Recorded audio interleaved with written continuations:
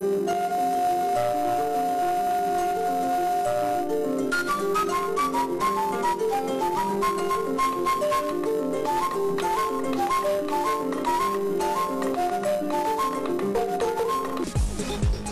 et messieurs, vous êtes les bienvenus dans cette édition. La Guinée compte plusieurs bassins transfrontaliers, 14 pour être précis. Aujourd'hui, un projet promoteur de protection des fleuves Bafi et Falémé fait du chemin.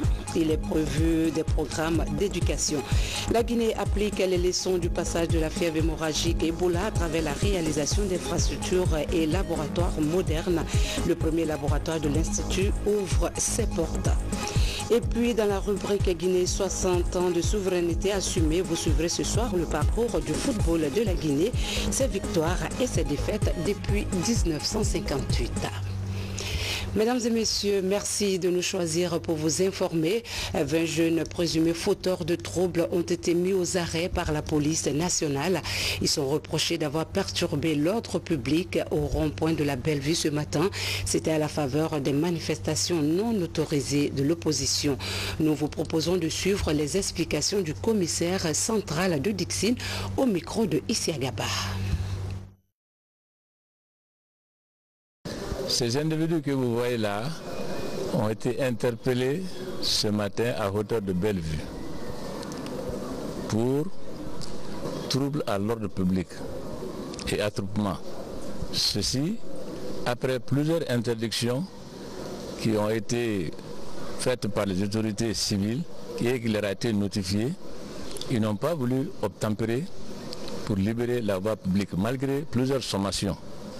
C'est pourquoi à ma qualité de commissaire central de Dixine, des instructions ont été données pour les interpeller par rapport à cette infraction et ils seront entendus et déférés devant les tribunaux. Quand l'ordre a été donné de ne pas du tout sortir de l'interdiction, ils avaient fait une demande au niveau de la commune de Matuto. Je crois qu'ils ont été répondus négativement. Mais malgré ces interdictions faites par ces autorités civiles, ils se sont entêtés pour sortir et d'ailleurs venir accueillir leur leader au niveau du rond-point de Bellevue. C'est ce qui s'est passé. Sauf le chef de file de l'opposition qui est venu à hauteur de la Bellevue et il semblerait, j'ai dit très bien, il semblerait que son véhicule a été atteint par des projectiles. Moi je n'en sais pas, c'est des informations que j'ai reçues. Nous sommes avec des armes conventionnelles. Mais vous savez, autour de ce véhicule, il y a eu des cailloux. La marche, quand c'est autorisé, mais les gens vont marcher. Mais lorsque ce n'est pas autorisé, je vous en prie, il ne faut pas s'y hasarder. Puisque la loi est là aussi, les forces de l'ordre sont là aussi pour contrer. Et sur ces événements, nous recevons sur ce plateau le contrôleur général de police, le général Boubacar Kassé, porte-parole du ministère de la Sécurité et de la Protection civile pour un communiqué. Communiqué. Dans la matinée de mardi 23 octobre 2018, sur réquisition et demande de concours de l'autorité civile, les services de sécurité se sont déployés sur le terrain pour exécuter la mesure d'interdiction de la marche, assurer la sécurité et la libre circulation des personnes et des biens. Malgré la notification d'interdiction de cette marche, l'opposition républicaine a drainé ses militants et sympathisants sur la voie publique. Ce cortège a été intercepté à hauteur des cases de Bellevue et sommé de replier comme ce fut le cas dans divers endroits dans la ville de Conakry. Malgré les multiples sommations, conformément à la loi sur le maintien d'ordre, les manifestants ont opposé une résistance. Aussitôt, des moyens conventionnels ont été utilisés par les agents des forces de sécurité pour les disperser en vue de rétablir l'ordre public. En tout état de cause, les services de sécurité, respectueux de la loi sur le maintien d'ordre, du respect des droits de l'homme, du droit international humanitaire, ne saurait outrepasser ces principes. Les forces de sécurité condamnent et rejettent les accusations portées à leur endroit par voie de presse suite à la violence causée sur le véhicule du chef de file de l'opposition et demande l'ouverture d'une enquête à cet effet.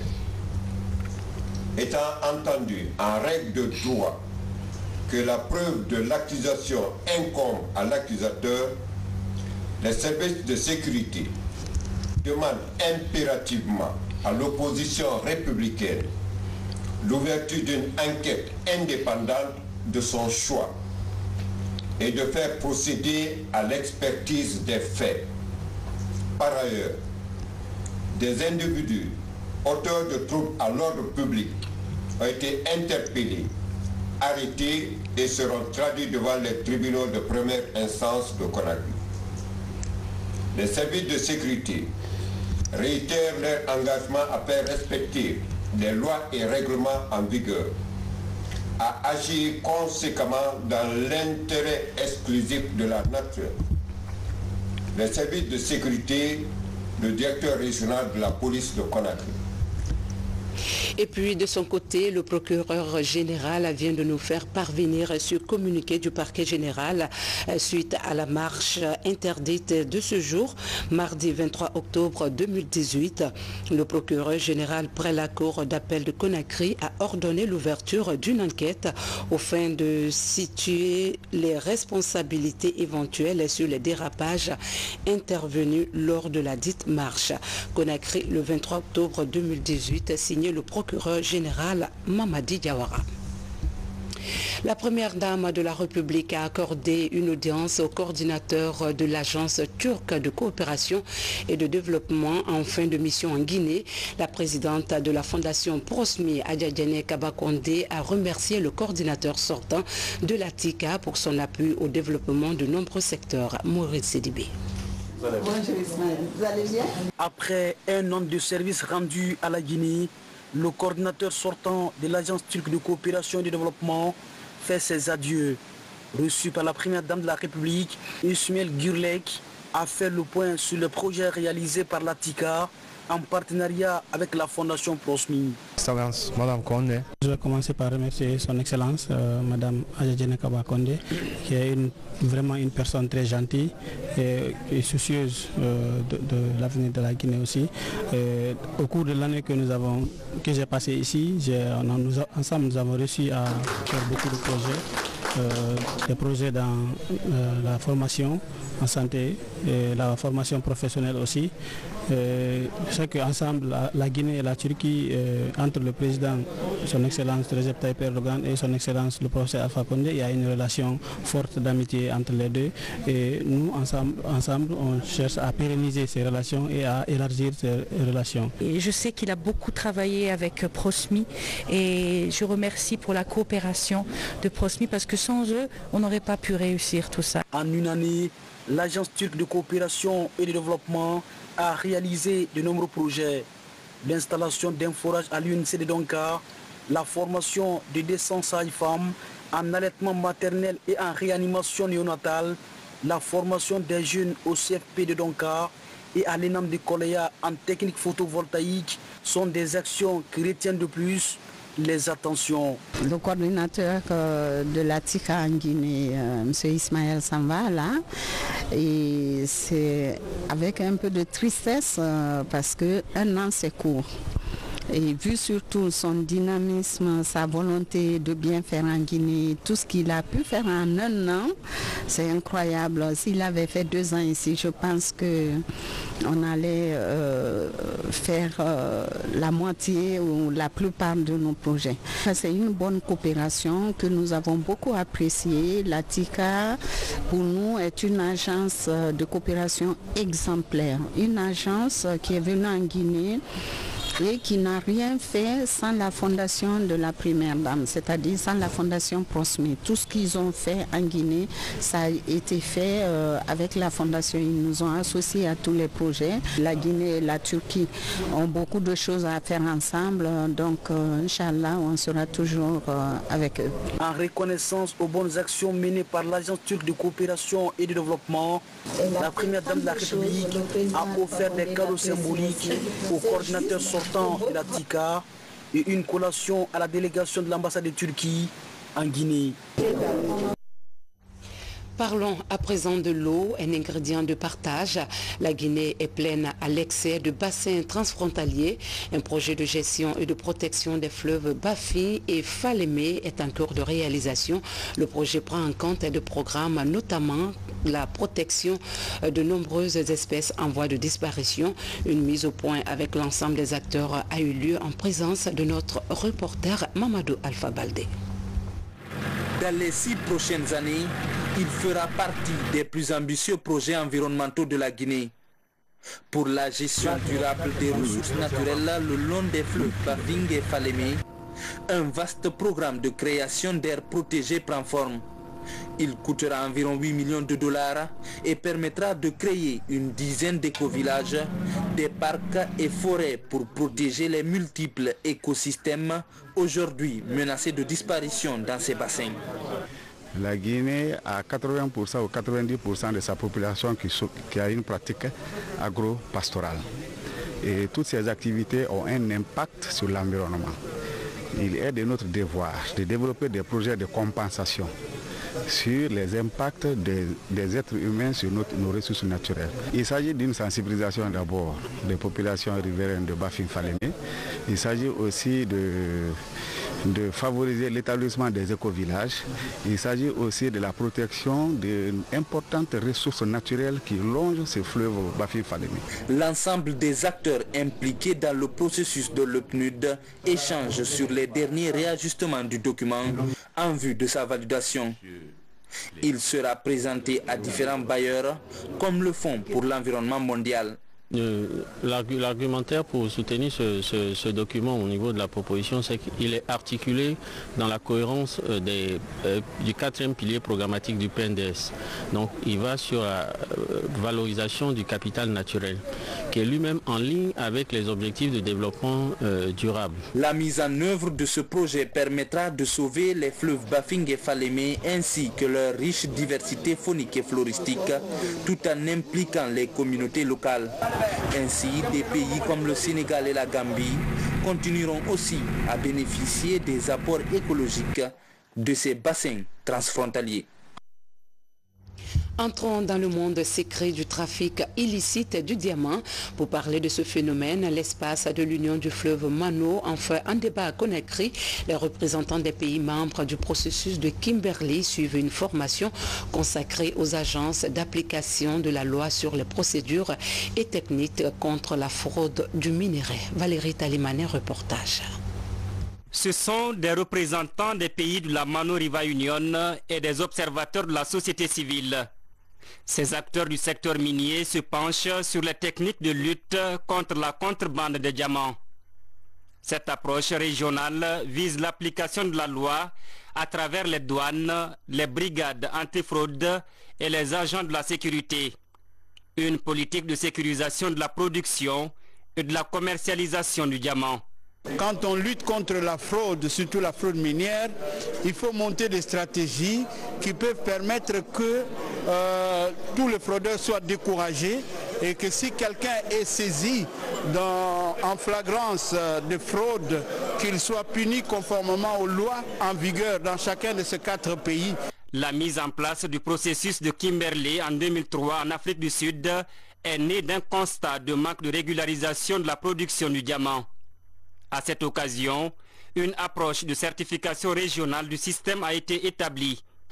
Aujourd'hui, les 4 pays de l'Union du fleuve Mano que sont la Guinée, le Libéria, la Sierra Leone et la Côte d'Ivoire renforcent leur capacité de lutte. Pourquoi le processus de Kimberley? Ce sont la société civile, Global Witness, qui avait constaté lors des différentes guerres de rébellion qui se passaient en Sierra Leone, au Libéria et en RDC, en Angola, qu'on se servait du diamant, qui est une petite marchandise par sa taille, mais qui est d'une grande valeur marchande, qui se servait de ce diamant pour payer pour attiser ces conflits, essayer de payer des armes avec ça et de déstabiliser les gouvernements qui étaient démocratiquement élus. On behalf of the Dans ces dernières années, la GIZ s'est impliquée dans le cadre de l'appui technique, financier aux 4 pays de la Mano River Union pour en fait mettre en place les règles, les procédures du processus Kimberley dans ces pays pour en fait booster les différentes ressources minières dans ces pays. À l'issue de cette rencontre, les agences des pays membres de la Mano River Union devraient être capables de maîtriser les instruments techniques de lutte contre la contrebande du diamant, mais aussi améliorer le réseau de communication et d'échange d'informations dans ces différents pays. Mieux vaut prévenir que guérir. Après le passage de la fièvre hémorragique et Ebola, la Guinée s'est attelée à la réalisation d'infrastructures et laboratoires modernes. Le premier laboratoire de l'Institut Pasteur de Guinée vient d'ouvrir ses portes pour les travaux de recherche contre les maladies virales qui constituent un problème majeur de santé publique.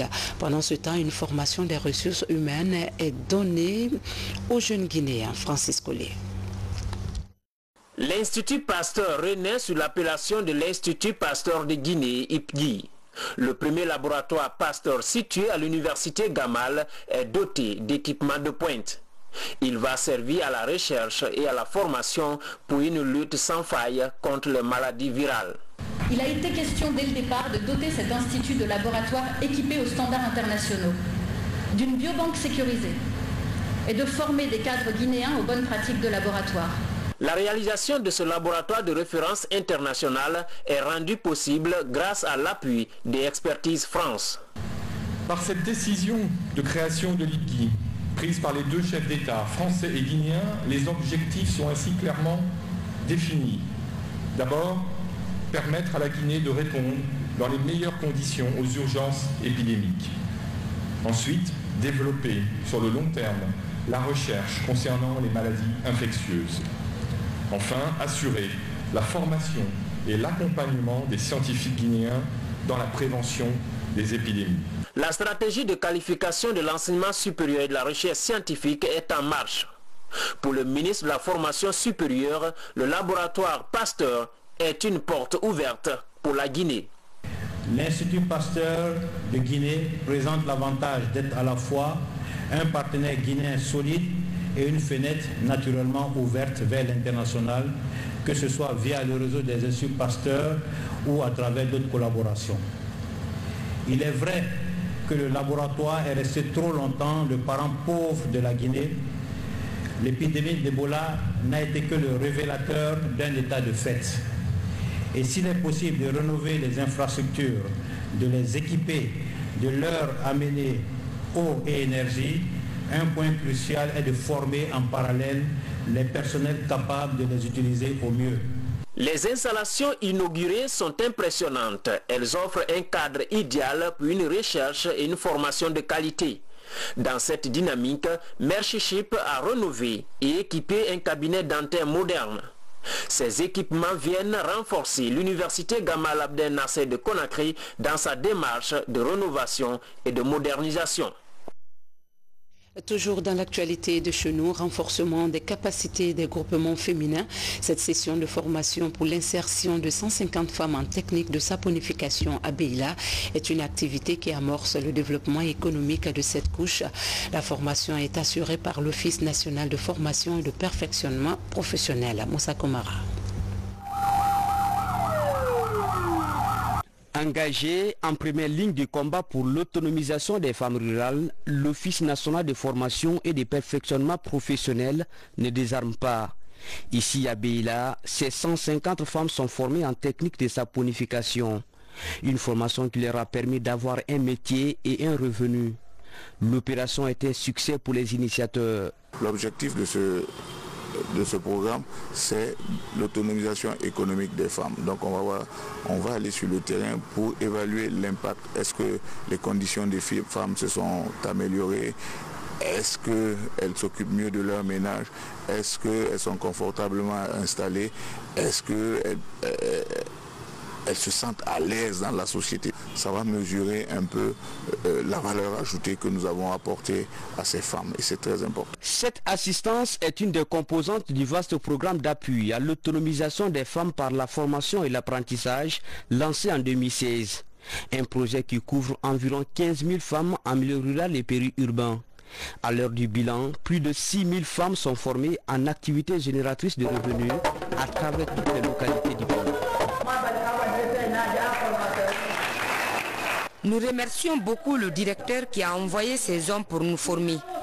Maintenant qu'il nous a dotés de métiers, nous souhaiterions son accompagnement également pour que nous tirons profit de ce métier.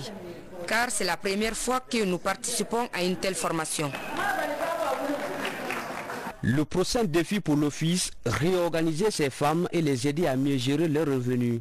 Le chef du département de tutelle partage cet avis. Le travail là se fait dans beaucoup de communes et dans beaucoup de préfectures. Et tout ça va en droite ligne avec la politique de son Excellence Monsieur le Président de la République qui est concernant l'autonomisation des femmes. Parce qu'une femme autonome, c'est la famille qui est autonome. Parce que la femme autonome, d'abord, commence à servir d'abord ses enfants, son mari et toute la famille. Cette formation est sollicitée par ces femmes qui nourrissent l'ambition d'apporter leur contribution dans le programme de développement économique du pays. Plus de 50 artisans guinéens ont rendez-vous à la 15e édition du Salon international de l'artisanat de Ouagadougou, CIAO 2018. La délégation guinéenne a pour mission de promouvoir les produits locaux tels que le fonio et l'indigo et rehausser l'image de la Guinée à cette grande rencontre. Ansoumane Toumani Kamara. Une cinquantaine d'artisans, dont moins de 10 hommes, quittent Conakry pour la 15e édition du Salon international de l'artisanat de Ouagadougou, CIAO. Pour la participation guinéenne à cette biennale de rendez-vous de l'artisanat africain, le gouvernement a pris en charge le transport et les frais de location des stands d'exposition. Ça nous motive d'envoyer des nouveaux et puis ça va nous aider aussi à améliorer nos articles parce qu'au lieu de payer le stand et de payer le bus, et cette fois-ci ce sont nos articles seulement qu'on paye pour envoyer. Cette année, transport c'est pas nous, les stands c'est pas nous, on va cadeau. On va faire tout cadeau. Vraiment, on est content. Les frais, ça revient à l'État. Je remercie beaucoup le professeur Alpha Condé. Donc, tout ça là, ça revient à lui. Si sans lui, on ne peut pas aller. On ne peut pas faire tout. Ces femmes et hommes appartiennent aux différents corps de métier. À ce salon international de l'artisanat de Ouagadougou, la Guinée participe avec des innovations dans la fixation des couleurs de l'indigo. Aujourd'hui, le textile guinéen se présente bien et nous arrivons à fixer les couleurs sur tout ce qui est kindeli, l'épi, forêt sacrée. Et ce sont des matières qui sont assez demandées à l'extérieur. Donc nous allons promouvoir la Guinée dans le même cadre d'idées, dans le même esprit du président de la République, Guinée is back. L'art culinaire guinéen, à travers le fonio, défendra également le tricolore national à Ouagadougou du 26 octobre au 4 novembre 2018. La Guinée est la première productrice de la sous-région. Il aurait fallu amener justement le fonio pour présenter et faire aussi la promotion du fonio et échanger avec d'autres, même sur l'art culinaire. Le 15e Salon international de l'artisanat de Ouagadougou, CIAO, accueille cette année plus de 3500 exposants venus de 27 pays africains. 550 stands seront disponibles. Au moins 250 acheteurs professionnels sont attendus dans la capitale burkinabé. Et puis, suite aux négociations autour du préavis de grève entre la Fédération syndicale des banques et assurances en Guinée et l'Association professionnelle des banques, sous la médiation de l'Inspection générale du travail et l'arbitrage de la Banque centrale de Guinée, les parties sont parvenues à un accord. Elles s'engagent à respecter les clauses du protocole d'accord qui les lie. Docteur Alia Kamara, inspecteur général du travail, est au micro de Mohamed Lamine Kamara. Après examen et échange, suivi de larges conseils de M. le gouverneur de la BCRG, les parties conviennent de ce qui suit. 1. du retrait pur et simple du licenciement injuste de la secrétaire générale du syndicat du FBN Bank. Résolution. Les partis se sont accordés de traiter ce problème à l'amiable. À cet effet, il a été demandé à la direction générale de FBN Bank de prendre toutes les dispositions nécessaires à la résolution de cette situation. 2. Du respect des délais d'expatriation. Résolution. Les partis s'accordent sur le respect strict des lois en vigueur et se proposent de créer une commission tripartite APB-IGT FESABAG pour mener des démarches en vue de l'application correcte de la loi en la matière. 3. Départ sans condition du DRH de FBN Bank. Résolution. Les partis s'accordent sur la nécessité du respect de l'arrêté portant détermination des emplois protégés en République de Guinée. 4. Paiement d'une prime exceptionnelle. Résolution. Consciente des efforts fournis par la FESABAG et les travailleurs du secteur financier et tenant compte de leur esprit de responsabilité dans le cadre de la collaboration avec l'APB, les partis s'accordent sur le paiement d'une prime exceptionnelle à tous les employés du secteur financier en janvier 2019, nonobstant les négociations internes prévues dans les accords APB-FESABAG en 2019. Au terme de cet accord, la FESABAG accepte la levée du préavis de grève lancé le 9 octobre 2018. Enfin, les partis se réjouissent du bon climat dans lequel les négociations se sont tenues et s'engagent au respect strict des clauses du présent protocole, ainsi qu'à collaborer dans le cadre du développement et la cohésion dans le système financier guinéen. Pour la FESABAG, M. Abdoulaye Sow, secrétaire général. Pour FBN Bank, M. Maki Mamadouba, DGA. Pour l'APB, M. Guy Laurent Fongio, président. Pour la BCRG, Dr Lucien Nabé, gouverneur. Pour la médiation, Dr Alia Kamara, inspecteur général du travail. Je vous remercie. Dernier virage de cette édition, quel parcours le football guinéen a-t-il réalisé depuis 60 ans? C'est la question que nous posons ce soir dans notre rubrique Guinée 60 ans de souveraineté assumée. En dépit des hauts et bas, le public sportif est resté attaché à ce football, passion de plusieurs générations. La finale perdue en 1976 et le triplé du Afia Football Club retentissent en cœur dans les esprits. Abdul Aziz Baldé.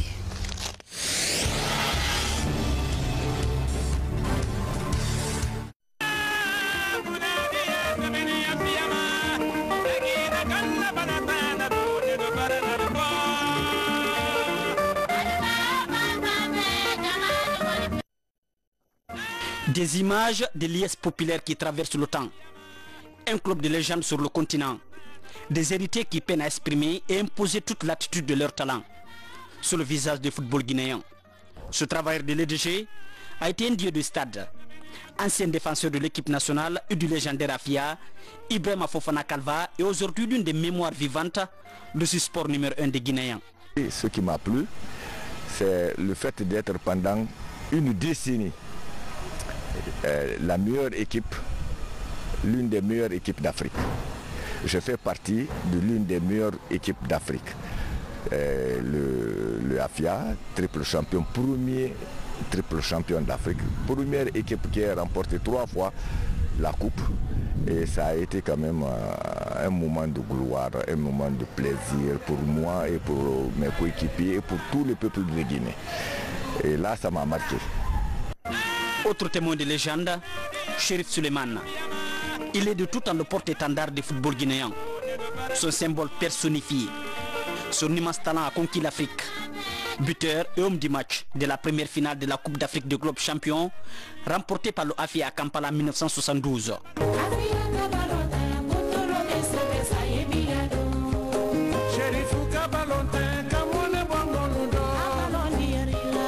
J'ai bénéficié de l'apport d'un journaliste sportif, en l'occurrence Feu Abakar Kantepe à son nom, qui m'a dit, eh bien, je crois à les enfants, il y a possibilité d'écrire une page de l'histoire du football africain. En quoi faisant, il faut remporter la coupe. Et quand vous remportez la coupe, c'est le continent qui va en parler. En ce moment-là, vous faites un nom. Mais après, sur le plan collectif, il m'a dit, écoute, nous sommes en demi-finale. Si tu as une option pour le ballon d'or, il faut d'abord que tu marques des buts en demi-finale et surtout aussi en finale. Et quand tu marques, le reste tu nous laisses faire en tant que journaliste. Nous allons faire des commentaires et je crois qu'à partir de là, vous allez avoir un nom. Et effectivement, comme il l'a dit, demi-finale j'ai marqué. Le demi-finale c'était contre le tout-puissant Anglebert de Lumumbashi. C'était à Kinshasa.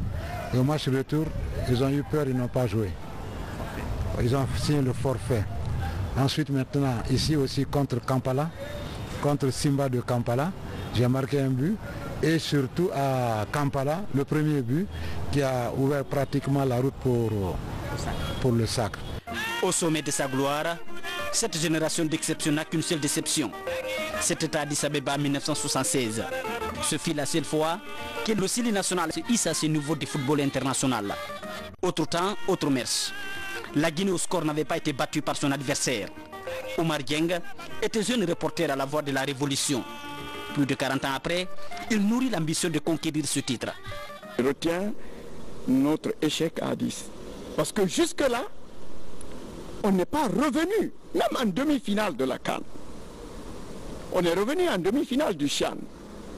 Le championnat d'Afrique, la CAN est réservé aux équipes locales. Mais les équipes seniors, jusqu'ici, on n'est pas revenu en demi-finale, a fortiori aller en finale. Donc Addis Abeba, pour moi, n'est pas encore reparé. Mais en 76, en mars 76, mais pour ce qui est des clubs, j'ai invoqué la défaite d'Alger. Mais l'année qui a suivi, en 77, la priorité des priorités a été accordée à la victoire du AFIA en Coupe d'Afrique des clubs champions. On a réussi à battre un club ghanéen, le seul club professionnel d'Afrique d'alors, de Arsafok, et à Accra et à Conakry. 1-0 à Accra et 3-2 à Conakry. Ça, c'est le plus grand souvenir.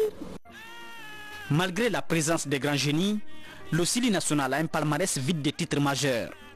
La seule compétition où la Guinée a remporté des trophées, la Coupe Amicale Cabral, s'est arrêtée depuis. Avec les cadets, la finale n'a pas été jouée pour cause de sanctions. En phase finale de la Coupe d'Afrique des Nations, les 11 participations se sont soldées par des éliminations prématurées en 8e de finale. Aucune qualification en Coupe du Monde. Et depuis 1968, aucune présence aux Jeux Olympiques. Aux yeux des autorités, il y a des leçons à tirer. Tout a été faussé au départ. D'abord, il y avait une seule équipe en République de Guinée. C'est le AFIA qui était en même temps le Sili national. Alors, les mêmes personnes qui jouaient pour le AFIA, c'est les mêmes personnes qui se retrouvaient en Sili national. C'était la seule équipe. Alors, ça c'est la première erreur. On n'a pas eu à penser à la relève. Mais nous sommes sur cette période, on est en train de traverser le désert. Comme vous le dites, en 68, le football guinéen a été qualifié pour les Jeux Olympiques de Mexico en 1968. Depuis 1968, la Guinée n'a jamais eu une qualification pour aller aux Jeux Olympiques. On va simplement par invitation ou par universalité. Depuis 1968, c'est une traversée de désert. Alors il faut que nous créions des moyens. Et il faut que ça soit une priorité de l'État. Pour redevenir un foudre de stade, la Guinée tente de bâtir un championnat professionnel et une équipe de référence. Le pays doit abriter la Coupe d'Afrique des Nations 2023. Avant ce rendez-vous, les équipes nationales ont le défi de rassurer le public sur leur capacité de conquête. Dans la course pour la CAN 2019 au Cameroun, la position du Sili national, leader de son groupe, est à garder le plus longtemps que possible pour marquer le rebond du football guinéen et marquer l'histoire.